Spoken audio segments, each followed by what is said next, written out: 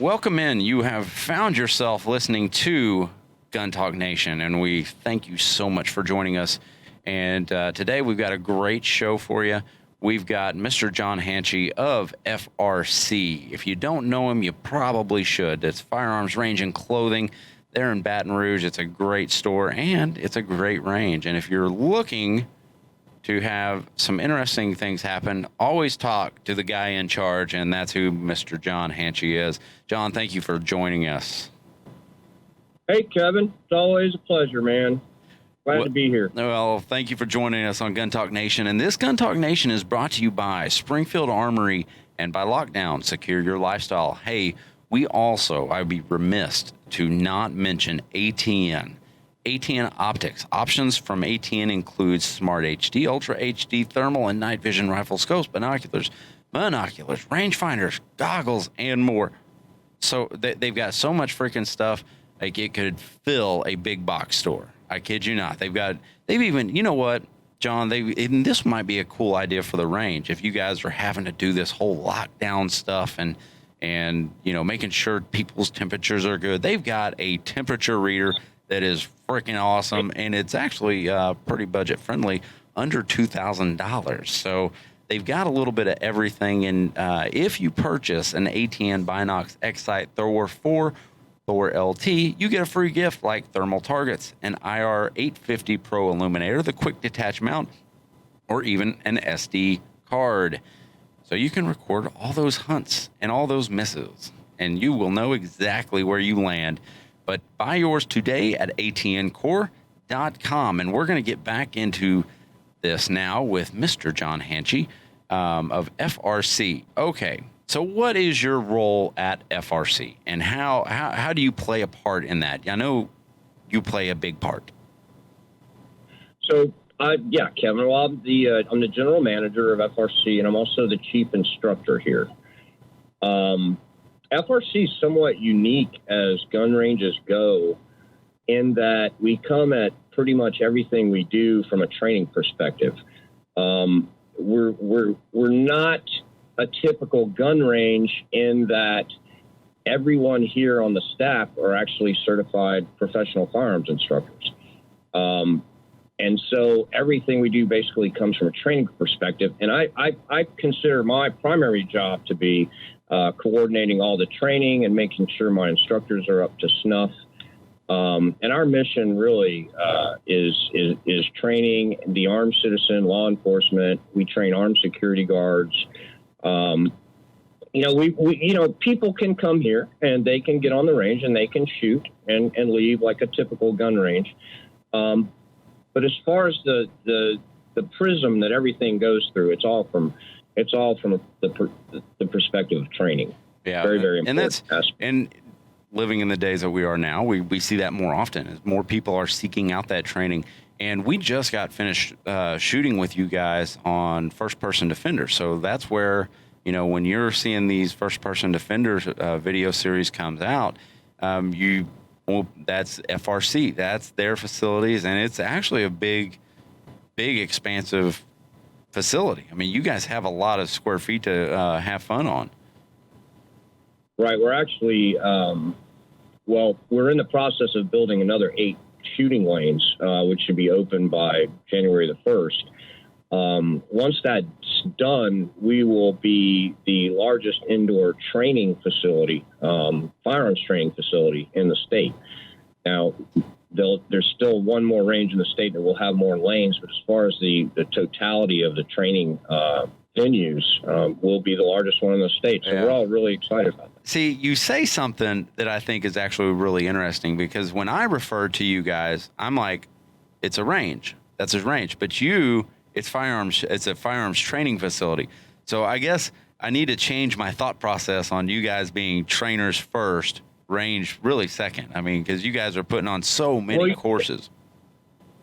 Yeah, we know what's funny about that. So it actually causes a little bit of friction between me and ownership as well. You know, we're not salespeople.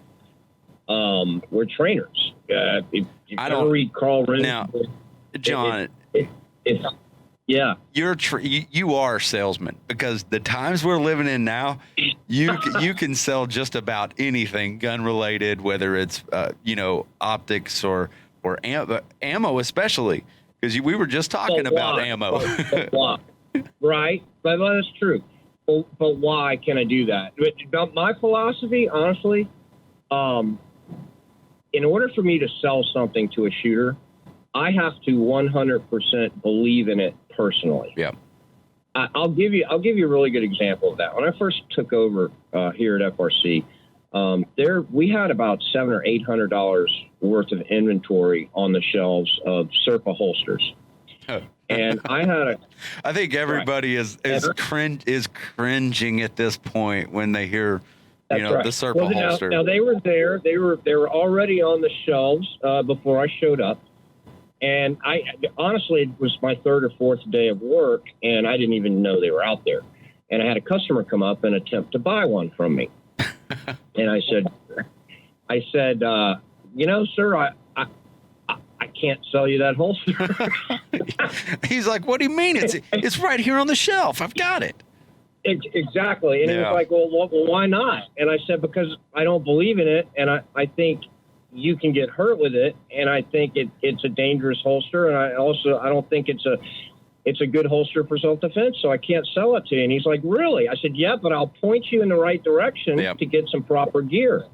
Now, do you know that individual became our most loyal customer? Well, I understand why.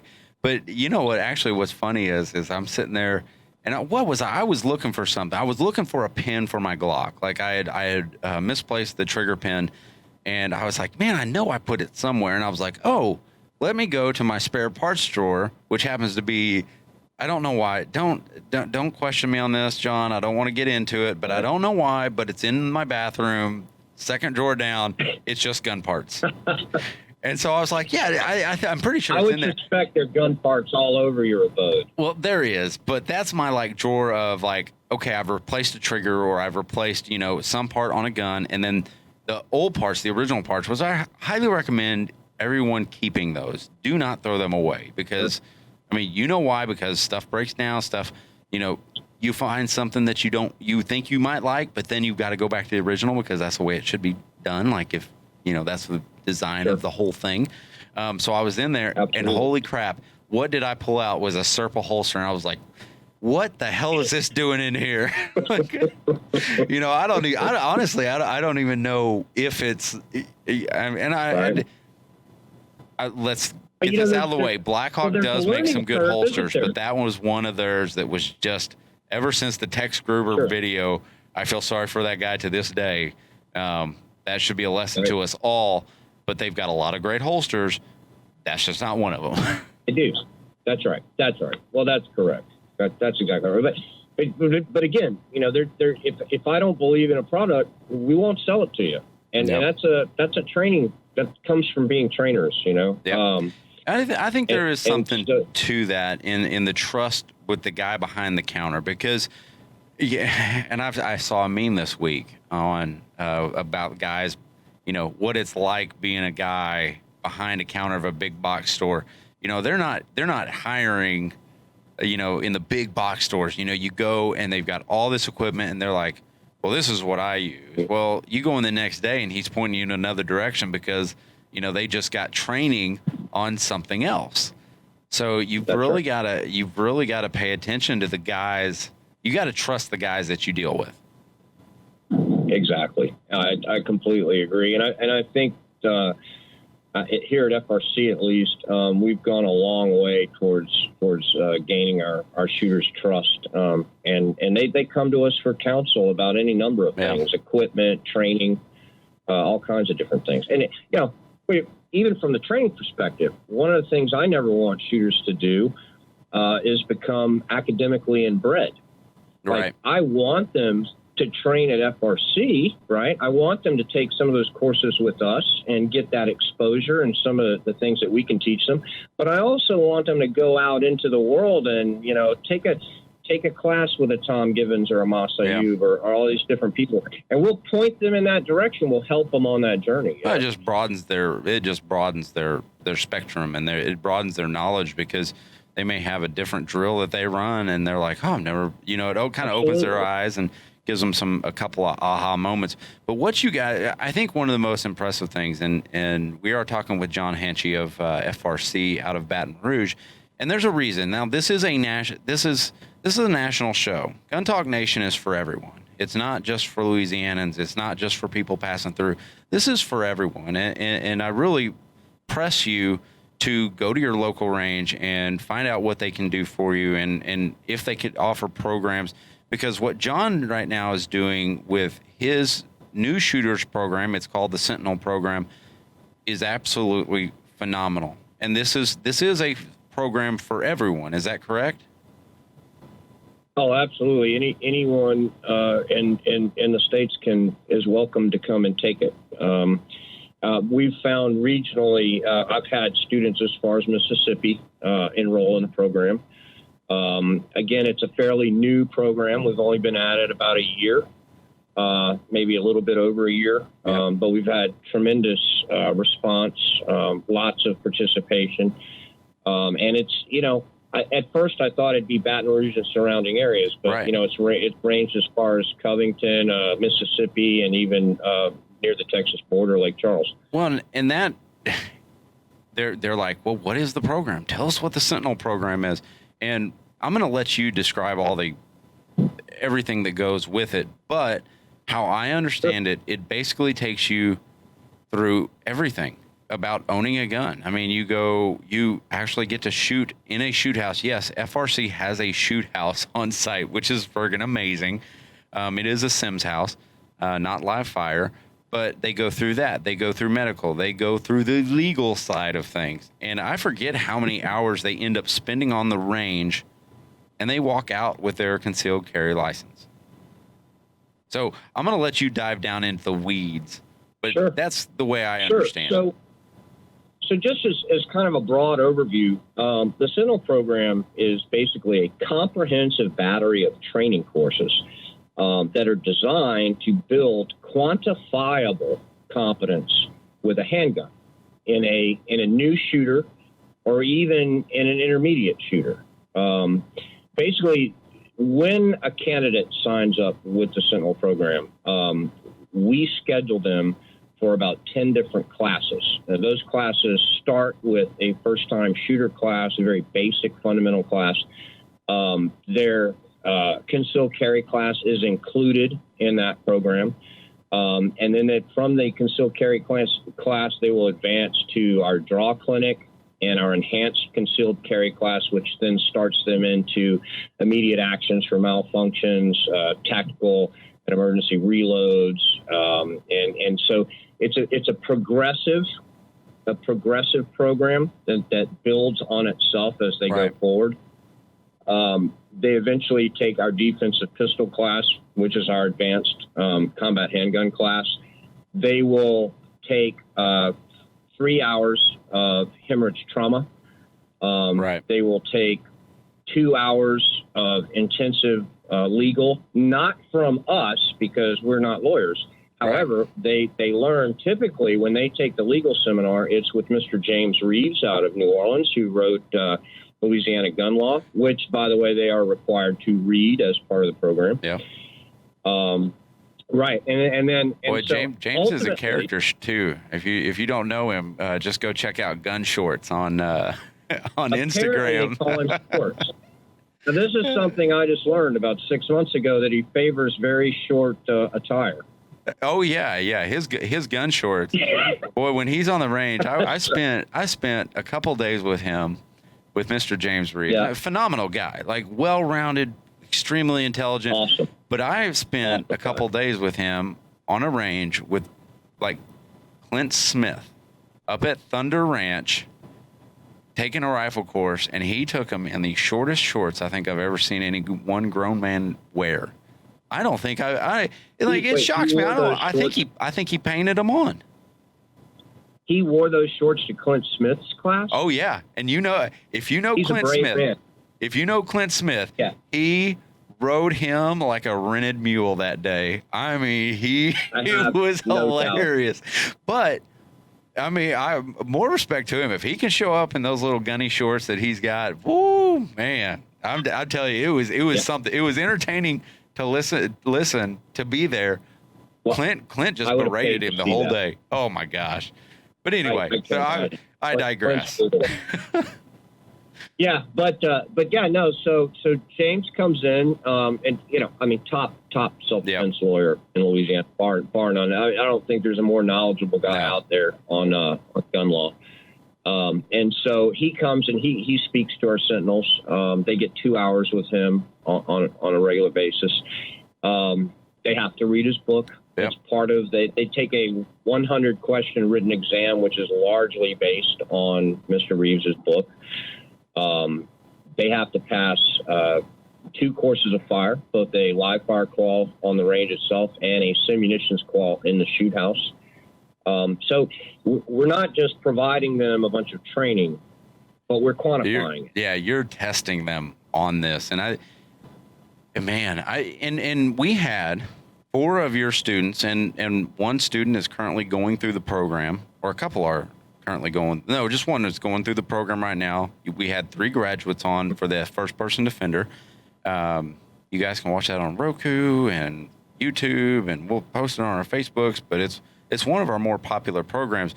But I'm telling you what, after hearing about the Sentinel program and after seeing people go through first person defender, 100% they made better choices than those that did those in the previous years. And you asked me candidly after, how'd my candidates do? And you asked me, and I told you honest, I said, man, I think they were about an 8 out of 10. I mean, they, there's some stuff that we made them think about, but we had to make them think, because that's what FPD is all about. We want you to think about your next steps and what you're doing. But they all did. They did a phenomenal job because they thought after the shot.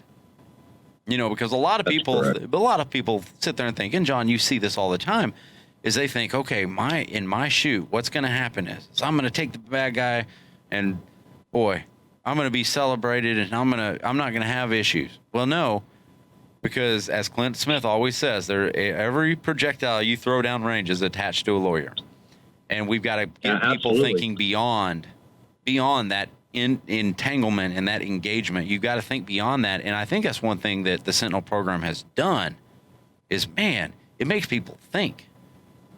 I agree, and we think that that's so incredibly important that they consider not only what happens prior to the engagement, but the aftermath as well.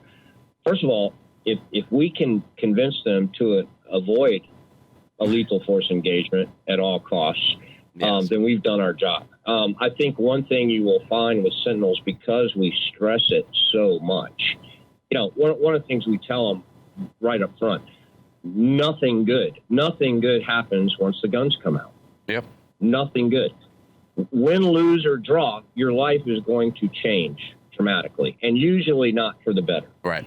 And so hopefully we're building some degree of hesitation in our Sentinels to even get involved in the first place. I think hesitation is the wrong word, because I didn't see any of them. Probably a strong word. I think hesitation's kind of a negative word, because I don't think they didn't hesitate when they were on the show. I think they weren't slower to react, but they processed it slower. They processed that information slower.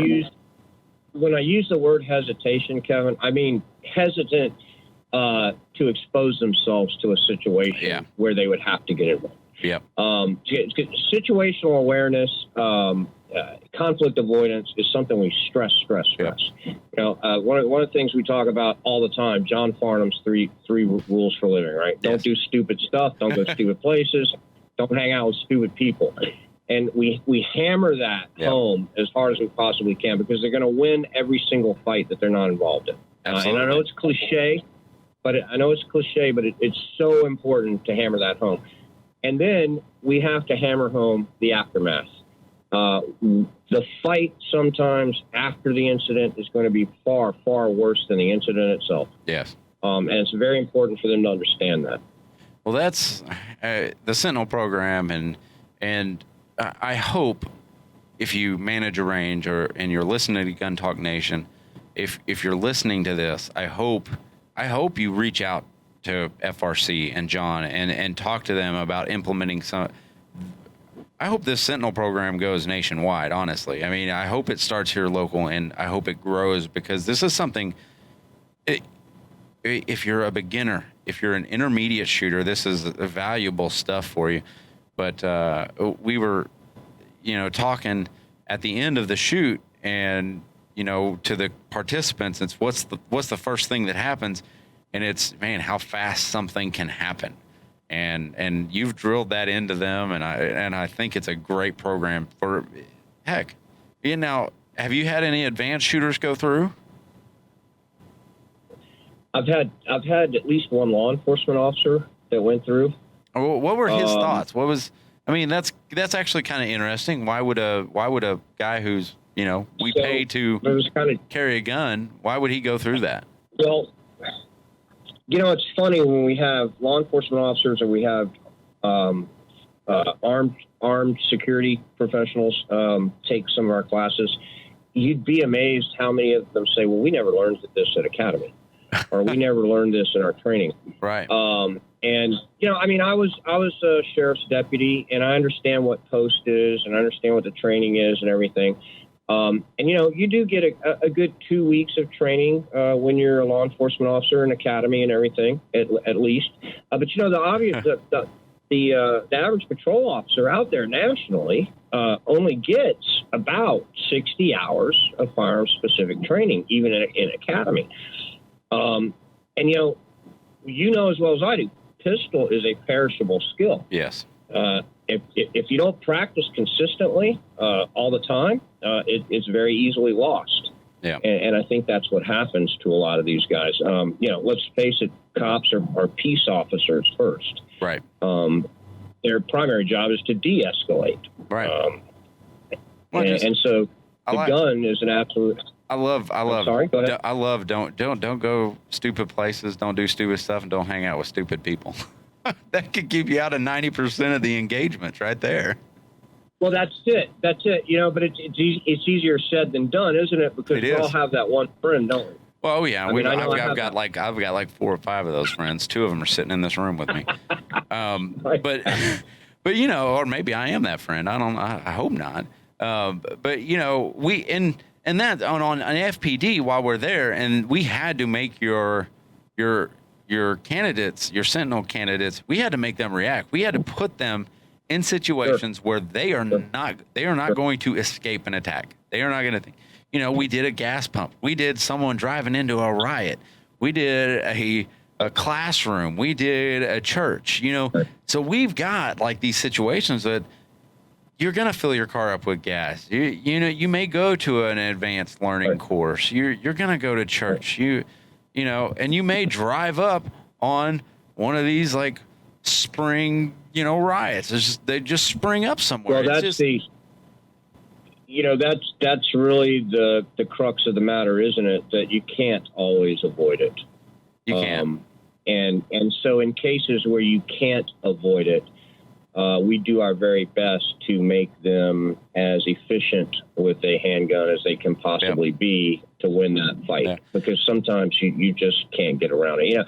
There's an old saying, it says that just because you personally have no interest in violence doesn't mean that violence won't take an interest in you. That's great words. I mean, that's something to think about. Okay, we're gonna kind of break away from this, and I want to get into a couple of quick fire questions for you, and I want you to answer I want you to answer these from the hip, and we might talk about a couple of them, but we're gonna do a little quick fire. Favorite handgun drill for a new shooter. What are you gonna put them through? Man, my favorite handgun drill, honestly, exemplar drill. Love that drill. All right, explain it for us.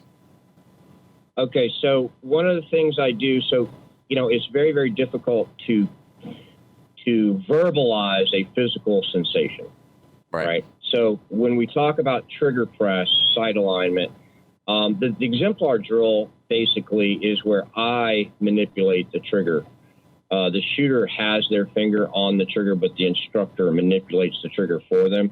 It does a couple of things. Number one, it confirms that they know actually what sight alignment is, because their only job is to keep the sights aligned in a perfect sight picture. And it also demonstrates to them, allows them to feel what proper trigger take up and press should feel like. Yeah.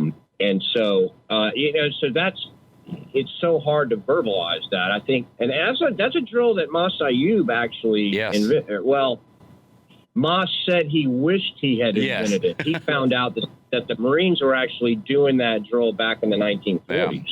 Yeah. But Mas has made it very, very famous. That's probably my favorite drill if I had to narrow it down to one. Okay, now what's your favorite advanced shooting drill? Oh, casino drill all day long. All right, explain it for them. Okay, casino drill is something that Tom Givens developed. So it's 3 magazines of 7, 21 rounds. Okay, so you see the casino rounds, thing going here. That's right, 21 rounds, 21 seconds, 3 mags of 7. So you've got 2 mag changes, and you have to put your rounds into a corresponding number on the target. So when you have a typical transition target, 1, 2, 3, 4, 5, 6, you got to put 1 and 1, 2 and 2, 3 and 3, and then the mag change comes up when you're not expecting it. Change magazines. You've got to do all that in 21 seconds. Oh, man, that actually would be a really good drill. We might have to pull that one. We're gonna earmark this. It's a tough drill. Oh, I bet. It's a tough drill. It'd take me a while to figure that one out. But well, I've only beat that drill once or twice, to be honest with you. I mean, my best time on it's like 20 seconds. But it gives you something to push for, right? Absolutely, absolutely. Well, it's a tough drill. Well, perfect. Well, John, if folks listening to Gun Talk Nation in this podcast, or they're viewing in on YouTube, how can they get more information from you, and where can they find FRC at? Well, they can always go to our website. We have a great website. We didn't for a while. We just spent a whole bunch of money on a really, really good quality website. But that website is www.frcbr, as in Baton Rouge.com. www.frcbr.com. And on there, they can find out any information they'd like to know about the range, all of the classes that we offer, and there are quite a few. Including vehicle defense. We do a vehicle defense with simunitions. We do force on force with simunitions. So they can find all of that on there. They can also, and because I consider this so important, all my guys are instructors. Well, they can actually go under the instructor staff, and they can pull up the bios of every single one of my instructors and see what their credentials are, what their background is, their experience. And so I think that's important as well. Oh, absolutely. Yeah, you want to know who you're going to train with, right? Exactly. Yeah, John, thank you so much for being on Gun Talk Nation, and thank you to all of you who make this possible. You're so welcome, Kevin. All right, you guys have a good day. And anytime, my friend. All right, you guys. Hopefully we'll see you guys again soon, huh? Yeah, we'll see you quite soon. You guys out in Gun Talk Nation, you guys be safe and stay vigilant and always stay yellow.